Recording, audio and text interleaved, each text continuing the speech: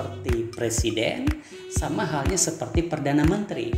Nah, apakah itu mungkin yang menjadi pemicu daripada Cak Nun? Konteks ana robukumul a'la ini ya, ini berlaku kepada semua jenjang negara, ke seluruh bangsa-bangsa, seluruh negara, atau hanya di negara kita tercinta ini.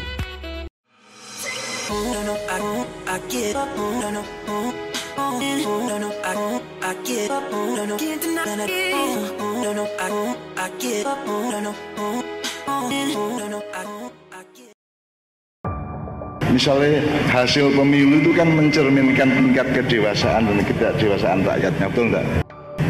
Bahkan juga algoritma pemilu. Saiki misalnya pemilu 2024 itu kon gak mungkin menang. Wis ana sing menang kita saiki. Wis ana sing menang karena Indonesia dikuasai oleh Fir'aun yang namanya Jokowi, oleh Korun yang namanya Antoni Salim dan 10 naga, gak 9, 10 saya kira. Terus Haman yang namanya Luhut, ya. Jadi negara kita itu sesempurna dicekel cek, ini sekarang bocor-bocor dicekel cek oleh Fir'aun, Haman dan Korun. Itu seluruh sistemnya, seluruh perangkatnya, semua alat-alat politik dan alat sejarah sudah dipegang mereka semua. Dari uangnya sampai sistemnya, sampai otoritasnya, sampai apapun sudah dipegang. Berarti kon milih sapa wae kowe wis ana sing menang. Itu nangun iku dewasa tegak monggo. Oke, jadi menarik sekali tadi kita lihat video terkait pemberitaan seorang tokoh yang tentunya sangat dikenal, juga seorang ulama yaitu Cak Nun atau MH Ainun Majid. Di situ menyampaikan sebuah statement yang tentunya menjadi sebuah pro kontra nih, Bung Ganendra. Di mana di situ Cak Nun sepertinya sangat lancar kalau saya lihat video tadi, memang membahas terkait sistem politik di negara kita ini, di mana Cak Nun menganggap sepertinya kita bisa prediksi siapa pemenangnya. Bahkan kenapa bisa diprediksi ya? Karena ada tokoh-tokoh yang memiliki power. Nah, sehingga tokoh-tokoh lama kemudian ditarik, dikatakan karena Jokowi sebagai Fir'aun, yang tentunya kita nanti akan bahas ya, Fir'aun dalam konteks sejarah seperti apa. Kemudian juga di situ juga ada tokoh yang memiliki relasi kuasa terkait perekonomian. Di situ ada Antoni Salim sebagai 10 naga. Kemudian juga tidak lupa yang paling populer ya, yaitu Luhut Binsar Panjaitan sebagai Haman. Nah, menurut Bung Ganendra ini seperti apa ini? Apa yang menjadi statement daripada Cak Nun ini? Ya, oke, Bung Abdi Raya. Jadi ini kan terkait dengan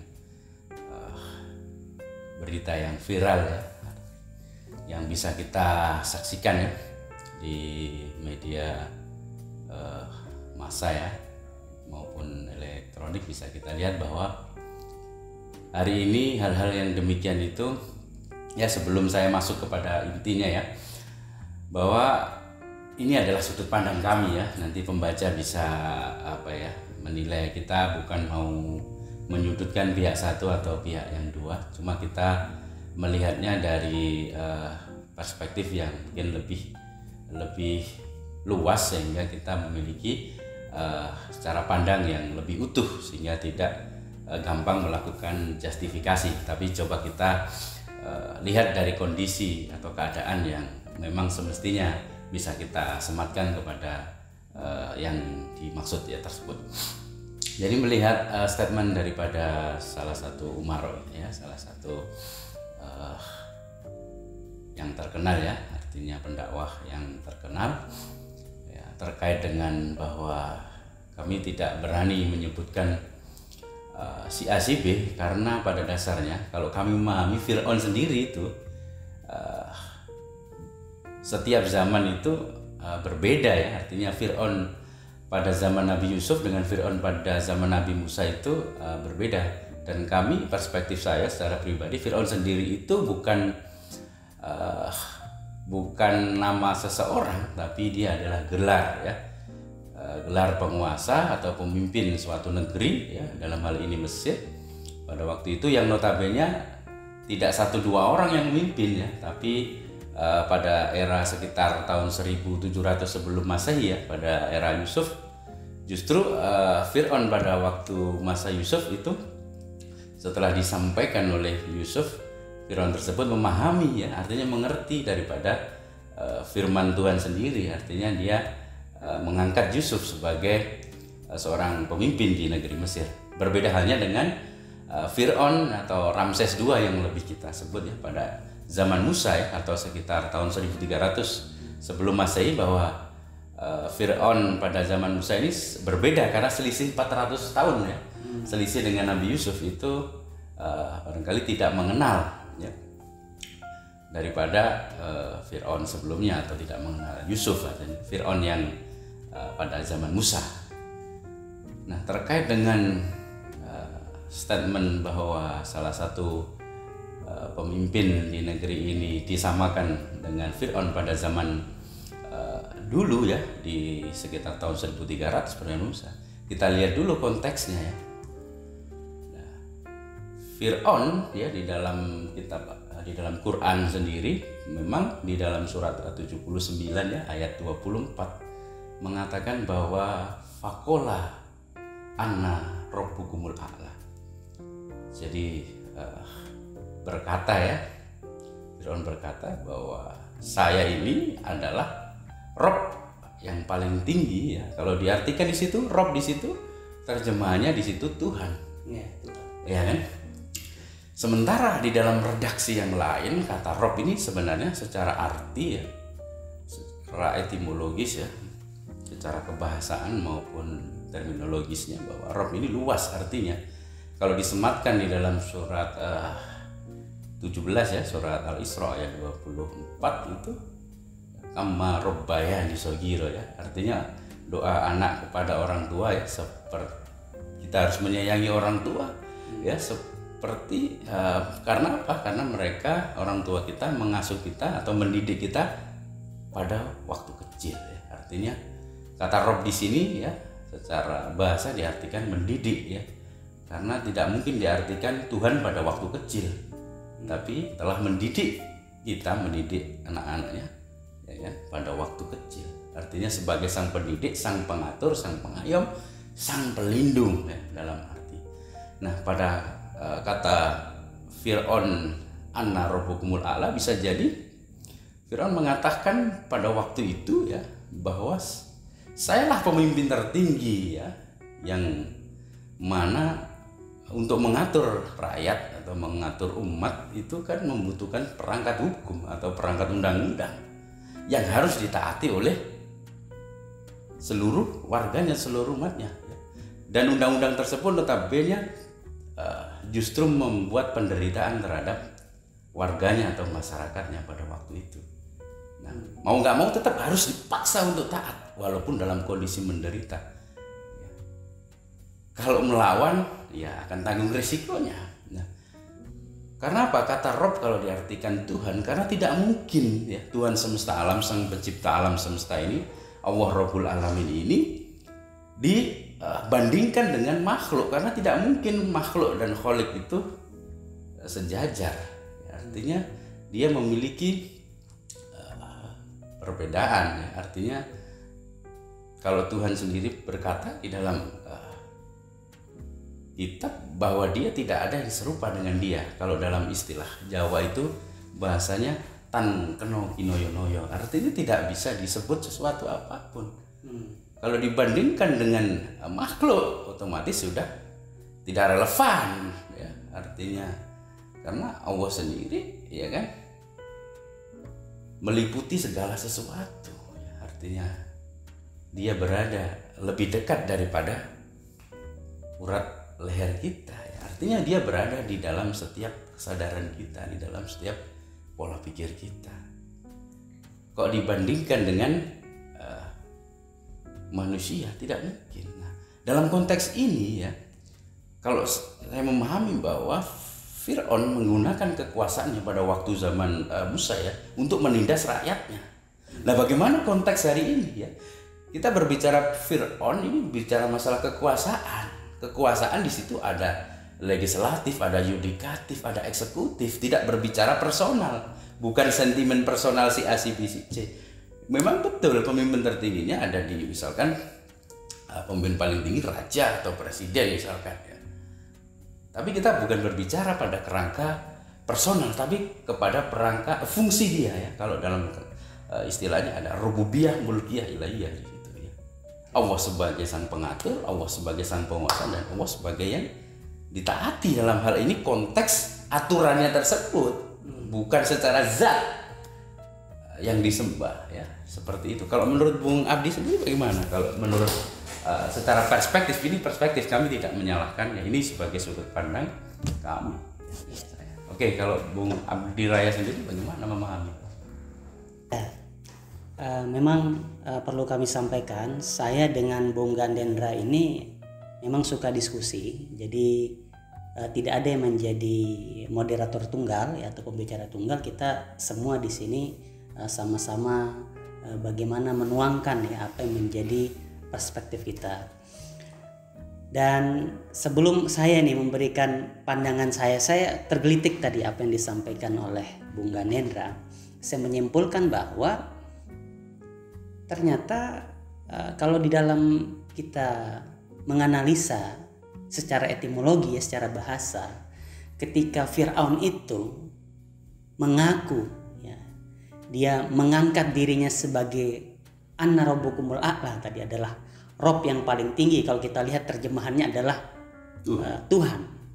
Tetapi tadi ternyata Bung Gandendra berpendapat bahwa Fir'aun itu bukan mengaku diri sebagai Tuhan, tetapi justru Fir'aun menyatakan dia sebagai pengatur yang paling tinggi di Mesir. Berarti apakah bisa dikatakan ya Fir'aun ini kalau di masa sekarang ini ya sama halnya seperti presiden, sama halnya seperti perdana menteri. Nah, apakah itu mungkin yang menjadi pemicu daripada Cak Nun ya mengatakan, memang saya secara pribadi tidak sependapat ya kita langsung mengalamatkan secara personal ya, tapi di situ memang jelas Cak Nun mengatakan ya, Jokowi ya sebagai Fir'aun. Artinya memang Jokowi dalam hal ini kan sebagai presiden gitu, dikatakan sama seperti Fir'aun. Berarti maksud daripada Cak Nun mungkin bisa jadi dia juga sebagai ulama memahami bahwa ternyata bicara konteks Rob ini bukan bicara Tuhan, tapi bicara sebagai pengatur. Artinya ya sangat pas saja apa yang disampaikan oleh Cak Nun itu. Bagaimana pendapat Bung Gandendra? Ya, dari kalau menurut pandangan saya secara perspektif, berbicara masalah Fir'aun ya seperti yang tadi saya jelaskan di awal, itu sesungguhnya berbicara masalah kekuasaan. Kekuasaan itu tidak berdiri sendiri ya, tadi yang saya katakan ada legislatifnya, ada yudikatifnya, ada eksekutifnya. Begitu juga pada masa Fir'aun, pada masa Musa maupun pada masa Yusuf. Jadi tidak berbicara personal. Presiden bisa siapa saja, ketua MPR bisa siapa saja, ya kan? Ketua Mahkamah Agung bisa siapa saja. Ya, tapi kan lembaganya ini yang memang diisi oleh personal memang. Ya. Tapi dalam konteks ini yang lebih luas ya, karena berbicara kekuasaan. Nah, ya tidak hanya di Indonesia, barangkali kita lihat di luar negeri dan lain sebagainya. Konteks Anna Rabbukumul A'la ini, ya, ini berlaku kepada semua jenjang ke negara, ke seluruh bangsa-bangsa, seluruh negara, atau hanya di negara kita tercinta ini. Nah itu problemnya, karena berbicara masalah rububiyah, mulkiyah, ilahiyah ya, berbicara masalah Rob ini berbicara dalam konteks yang luas ya, karena sejatinya pada masa, kita berbicara sejarah dulu ya, pada masa Fir'aun, kenapa kok sampai Musa disuruh mengingatkan ya, idhab ila Fir'auna ya, suruh menghadap kepada Fir'aun, karena Fir'aun sesungguhnya telah melampaui batas. Melampaui batas dalam hal apa? Apakah dia mengaku Tuhan? Tidak dong. Karena kita sejelaskan di awal tadi, tidak mungkin Tuhan semesta alam, sang pencipta ini disandingkan atau dibandingkan dengan sesuatu yang secara variabel tidak sama, berbeda, kan tidak bisa dibandingkan. Ya. Jadi kalau saya kalau dialamatkan ke personal, saya rasa kurang sepakat. Tapi ini berbicara masalah sistem, bisa jadi, ya kan? Artinya apa yang terjadi pada masa Nabi Musa itu seperti dengan kondisi hari ini bisa kita lihat dari konteks kekuasaan dan bagaimana penguasa itu mengatur rakyatnya atau memberikan keadilan, kenyamanan, kesejahteraan, atau justru sebaliknya ya, memberikan penderitaan kepada masyarakatnya. Ya, kita lihat bagaimana kekuasaan hari ini mengarahnya kemana dulu, kepada penderitaan seperti zaman Bani Israel pada zaman Musa, atau justru sebaliknya kondisinya, pembaca atau pemirsa, penonton yang bisa menilai itu. Tapi yang jelas bahwa kalau kata Rob diartikan sebagai Tuhan disandingkan atau dibandingkan dengan Allah Subhanahu wa taala, Allah Rabbul Alamin, saya tidak sepemahaman, tidak sepakat dengan hal itu. Jadi ini berbicara masalah lebih kompleks kekuasaannya. Saya dapat poin. Oke, kita sudah dapat pandangan yang baru begitu ya, yang berbeda, bahwa ternyata konteks daripada Fir'aun menyatakan diri sebagai Ana Rabbukumul A'la itu bukan menyatakan diri sebagai Tuhan ya, tetapi dalam hal bicara kekuasaan di sini. Itu kalau kita berbicara Fir'aun. Tetapi yang membuat menarik apa yang menjadi statement Cak Nun adalah bukan hanya membahas Fir'aun, di situ begitu lengkap. Bahkan ada tokoh yang bernama Korun di situ. Kemudian juga Haman. Nah, mungkin bisa Bung Ganendra menjelaskan supaya terlihat di sini sudut pandang daripada Bung Ganendra mungkin bisa lebih menjelaskan siapa Haman, siapa Korun. Ya. Siapa Haman, siapa Korun. Nah, sekali lagi ini kan di dalam istilah kitab ya. Ya artinya karena ini bersifat global ya. Kalau pemahaman yang saya pahami ya, Haman ini adalah memang di dalam kekuasaan yang menjaga ya stabilitas ya bisa kita sebut dari sisi militer ya. Karena Fir'aun pada waktu itu memiliki pasukan yang luar biasa, artinya ketahanan untuk menjaga negaranya begitu luar biasa.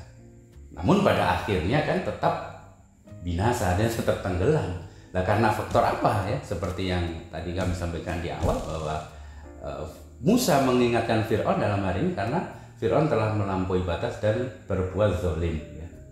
Nah, istilah zolim, istilah melampaui batas ini barangkali yang perlu menjadi kajian yang lebih detail, yang lebih mendalam, sehingga kita tahu perspektif secara luasnya, gambar secara luas, sehingga kita tidak terjebak pada simbol, termasuk tadi Haman ya kan, termasuk tadi Korun.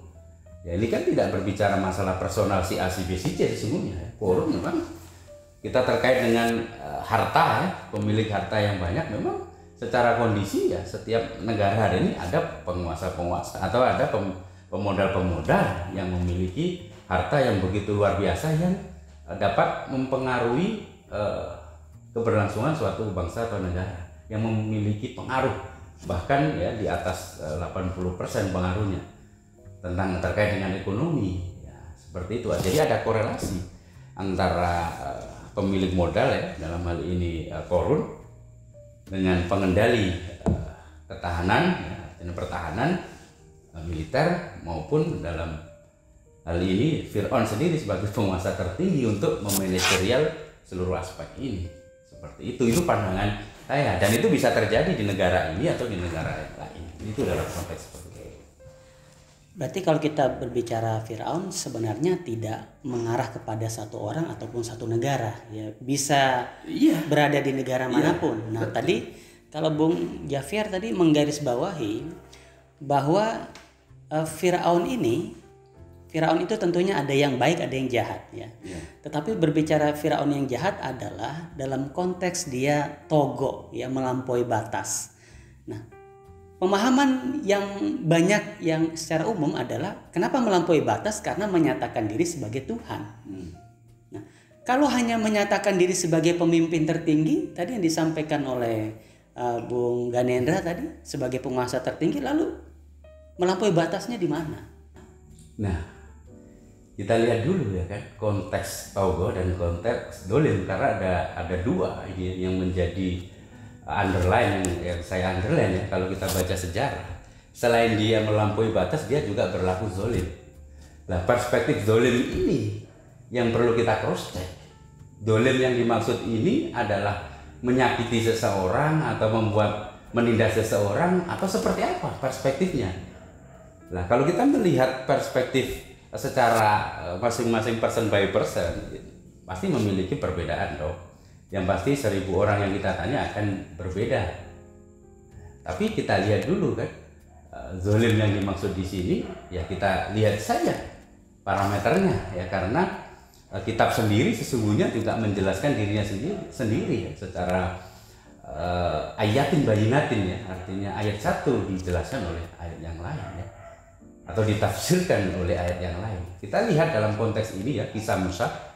Kalau saya boleh baca itu di surat Al-Maidah ayat 45. Ini berbicara tentang Taurat ya, berbicara tentang Taurat, bahwa manakala orang-orang ya yang tidak, barang siapa ya yang tidak memutuskan perkara ya, tidak menjadikan hukum Tuhan ini sebagai pemutus perkara. Secara redaksi di surat Al-Maidah ayat 45 bisa dibaca ya. Kalau ini bisa di cross check, itu definisi zalim. Mereka itulah sesungguhnya orang-orang yang zalim.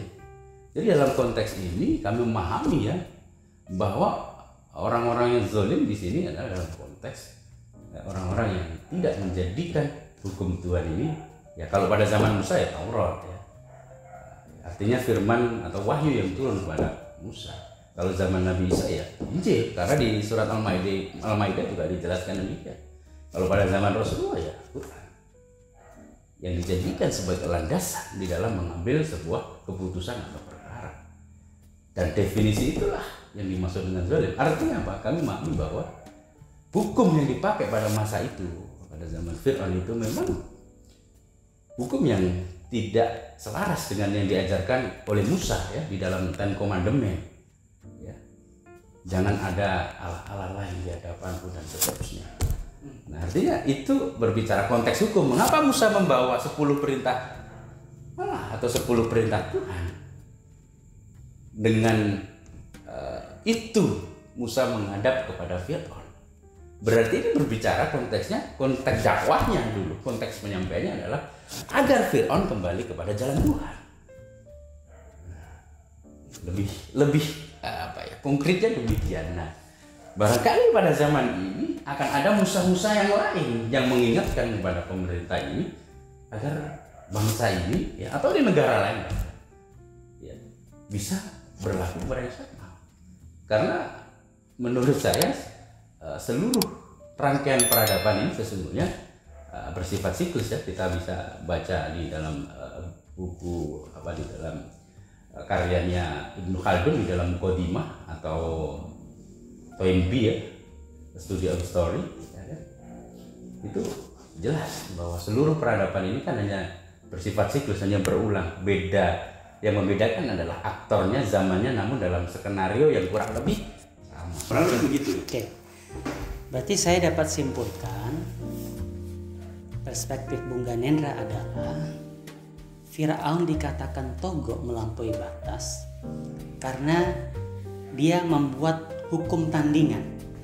Musa menawarkan hukum Tuhan, 10 perintah Tuhan,